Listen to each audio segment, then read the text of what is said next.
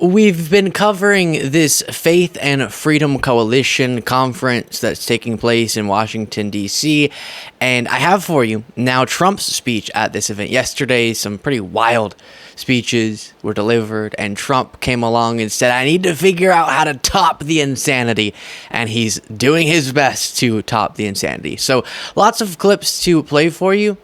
In particular, he seems uniquely confused and disoriented and just strange in what he's trying to communicate. And then the incoherence of his communication is, as it's so often been, not great. Here's the first moment where he wants people to know he's such a victim, but also he has a beautiful body. And I have the wounds all over my body. If I took this shirt off, you'd see a beautiful, beautiful person. But you'd see wounds all over me. I've taken a lot of wounds, I can tell you. More than I suspect any president ever. Than any president ever. His metaphorical wounds, because he's being held accountable for his own actions that he chose to take as an adult, that got him into legal trouble. Those metaphorical wounds are worse than the literal wounds that presidents have experienced when assassinated. Presumably, because he's saying more than any other president in American history, and there have been assassinated presidents, as I'm sure you're aware. But this is, as we've talked so much about, something that is a core characteristic of this MAGA movement. They define themselves by the perceived victimhood of Trump.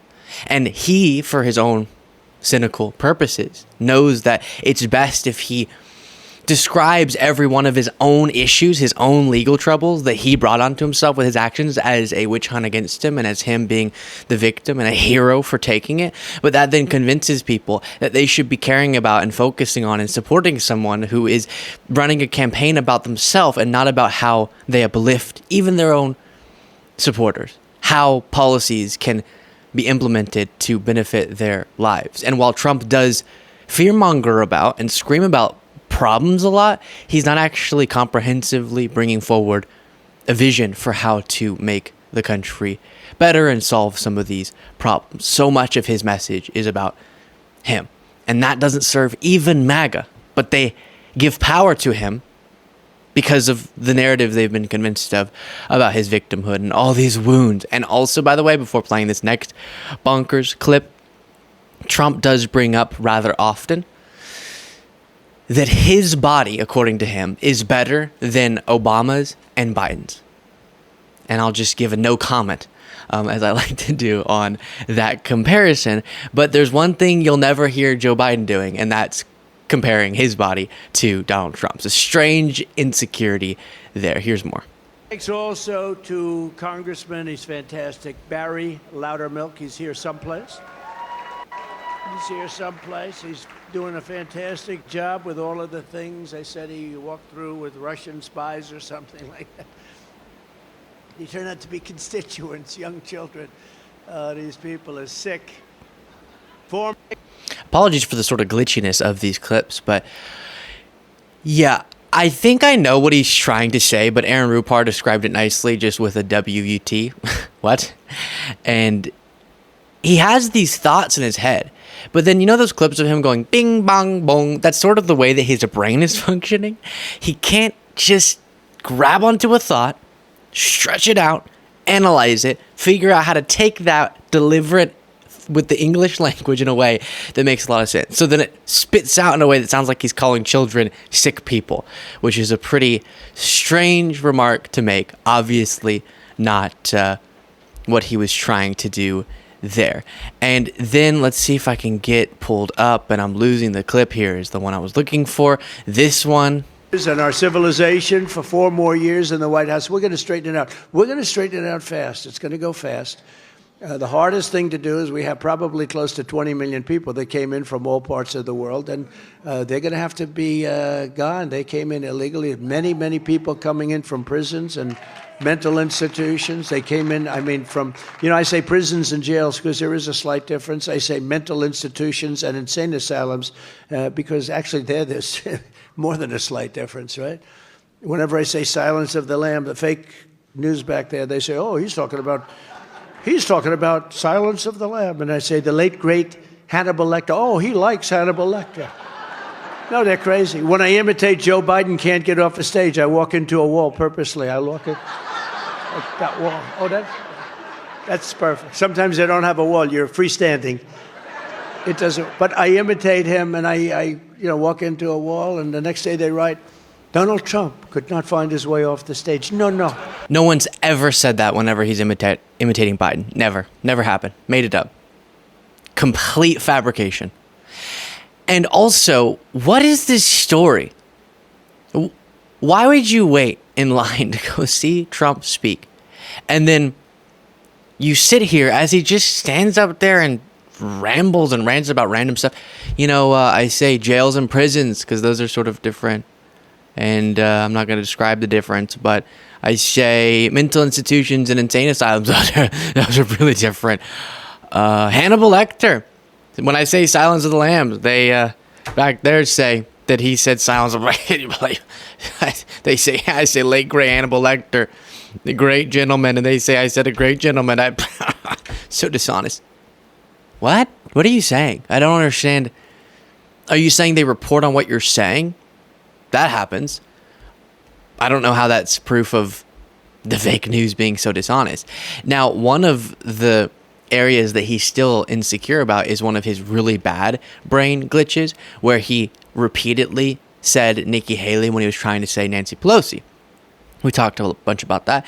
And he's still trying to justify that moment instead of just admitting, I made a mistake. It was sort of embarrassing. Or not bringing it up. He has to proactively bring it up and pretend like it's the media being dishonest. We'll see. His description of what was happening in this moment is as follows. Then I'll show you the moment. We'll see if we believe him. When I equated two people, I equated them. I shouldn't mention the names, but I equated Nikki Haley with Nancy Pelosi. I equated them. They said, oh, he doesn't understand No, I understand the difference. He doesn't understand the difference between Haley and Pelosi. No, we understand that. I understand a lot of differences. But anything you do, the fake news will take it and turn it. But with him, they take bad stuff and try and make it look good. With us, they take genius, pure genius, and they try and make it look, right? They try and make it look bad. It's the exact opposite.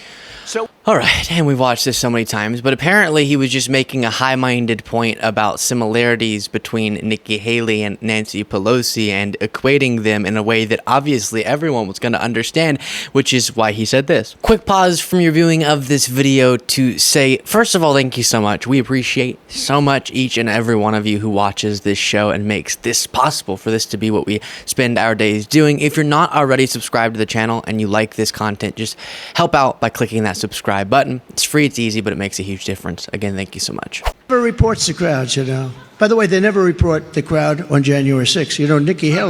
Nikki Haley, did you know they destroyed all of the information, all of the evidence, everything? Deleted and destroyed all of it, because of lots of things. Like Nikki Haley is in charge of security. We offered her 10,000 people. Never reports the crowd. In no world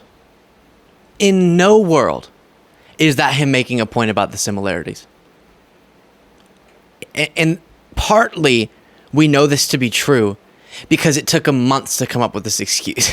If that's actually what he was doing, the second this became a scandal, he would have rolled out this argument.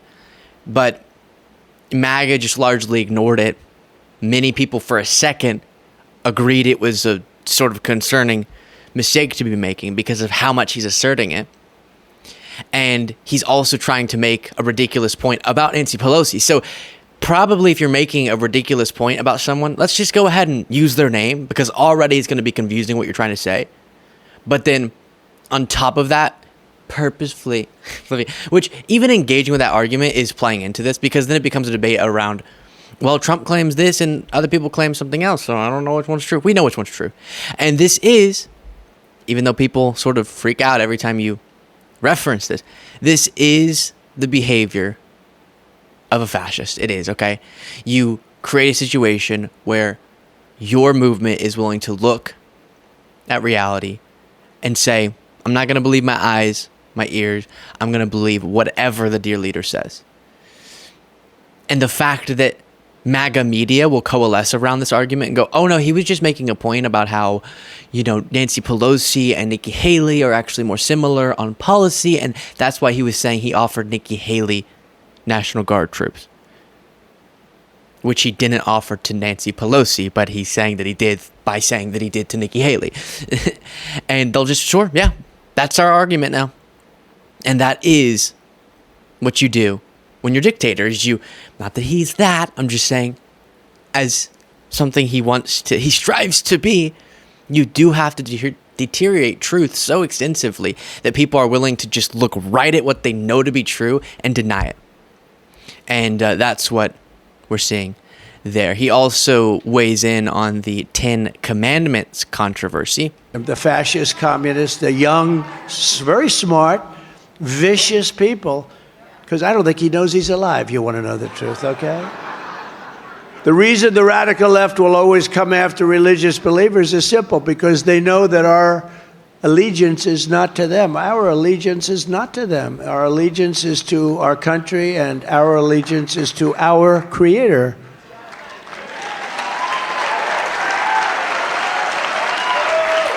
Yeah, Trump never seems that motivated, that genuine when speaking about his quote-unquote faith, and maybe that's because of this, as the Lincoln Project points out. I'm proud to be promoting the God Bless the USA Bible. It's my favorite book. I could stand in the middle of Fifth Avenue and shoot somebody. Donald Trump found guilty all 34 counts of falsifying business records.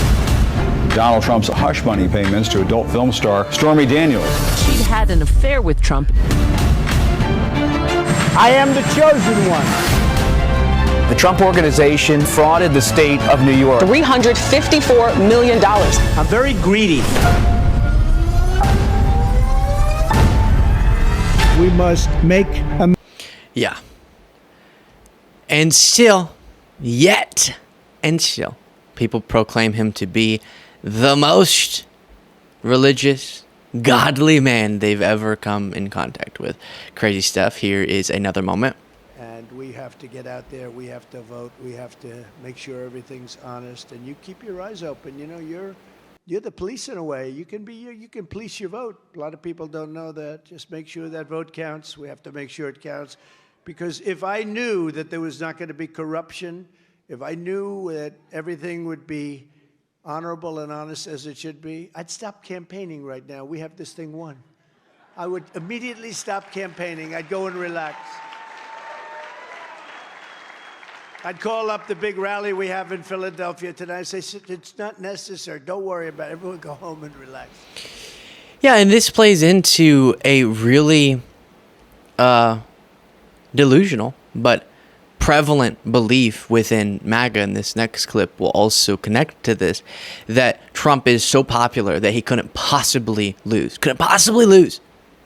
in a fair election. And think about this sort of reversed. Biden has just factually a very successful policy record. He's implemented more effectively policies leading the Democratic agenda and some bipartisan legislation to get things done. Even if you don't agree with everything, you have to be able to acknowledge the efficacy of him getting his own agenda through. And he's also not a convicted felon, not a civilly liable rapist, hasn't been indicted 4 times, didn't try to block the peaceful transfer of power, didn't steal and then refuse to return classified documents and then obstruct the investigation as it was going on in the attempt to get those documents back, etc., etc., etc. But still, people on the left are willing to admit there could be a free and fair election where Trump wins. That's unfortunate, horrible indictment of our country, but it could happen. We acknowledge that could happen. That's why we're working hard to make sure that Biden wins. But Trump has convinced his followers that he can't lose, at least in a free and fair election. And that's how we get, if he does lose, a dangerous situation where the same lies we heard in 2020 are once again circulated. Christians go to church, but they don't vote that much. Do you know the power you have if you would vote? It wouldn't even be. So you got to get out and vote. Just this time, I don't care. In 4 years, you don't have to vote, okay? In 4 years, don't vote. I don't care. But we'll have it all straightened out, so it'll be much different. Of course, then they'll come in again and they'll ruin it. We'll have to do this all over again. Then we'll come back and say, you have to go vote. Interesting. And this does show his lack of care for the party or for other candidates who presumably share his values. It's just him. So 4 years, I don't care. But right now, you got to get involved. And a very strange idea there. Let me know what you thought of that in the comments. And if you want to get the extra episode of the show daily that's just for our members, you can do so by clicking that join button below.